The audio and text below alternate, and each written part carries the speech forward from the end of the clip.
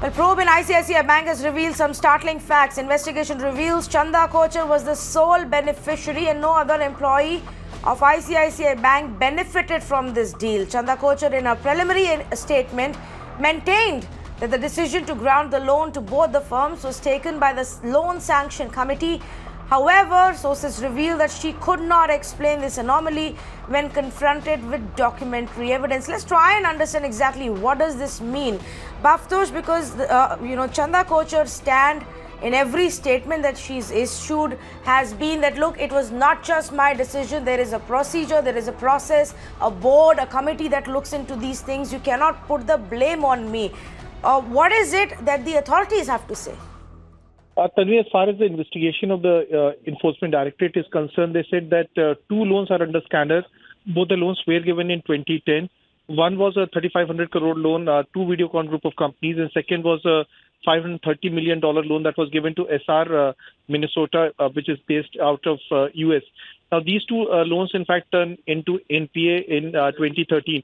The only person who benefited from giving loans to these two companies is no one else but Chanda Kochhar and her husband Deepak Kochhar. In fact, Deepak Kochhar's firm New Power Renewables received a loan of 64 crore rupees from Videocon group of companies, which was then written off for a paltry 10 lakh rupees. The second loan was that New Power Renewables received was of 325 crore rupees that was given by a company called Matix, which is based out of Mauritius. Now, Matix is a company that is headed by the son-in-law of Ruiya's, who own SR group of companies. No other member of the selection committee received any kind of pecuniary benefit or favors from anyone. Now, the loan sanction committee of ICICI consists of some very prominent bankers as well as people who are held in a very high regard in the finance world. All of them claim that because of Chanda Kochhar's standing, once she cleared the loan, they had no option but to go ahead with her decision. They all have said that it was Chanda Kochhar who was, in fact, giving loans to these two companies.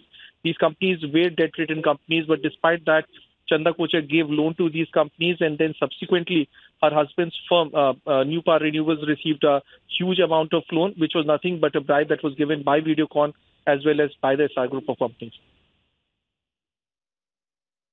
It's very interesting, Bhavtosh, because, when these high-profile people were named in that FIR that was filed by the authorities, there was a huge furor, and there was a very interesting blog that was written by the finance minister actually slamming the investigators for behaving in such a callous manner.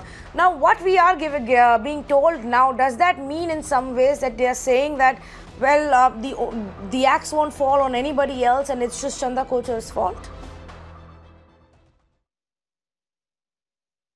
For a very long time now, at least on 8 to 10 occasions by the Enforcement Directorate, is known as Chanda Kochhar.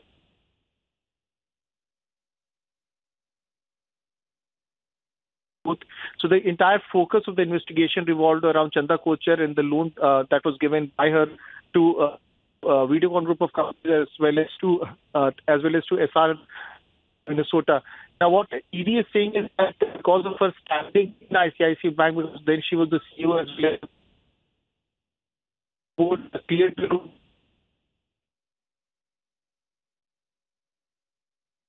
All right, we seem to have a bad connection there with Bhavtosh. But Bhavtosh, thanks so much for joining us and bringing us this update. It will, of course, be interesting to see how this investigation progresses. In many ways, really, it's still in its initial phases because the authorities actually took almost a year. ED took almost a year into an actual FIR and then to start summoning the accused in this case, one of which, of course, is Chanda Kochhar. Let's move on. We've got some more breaking news coming in.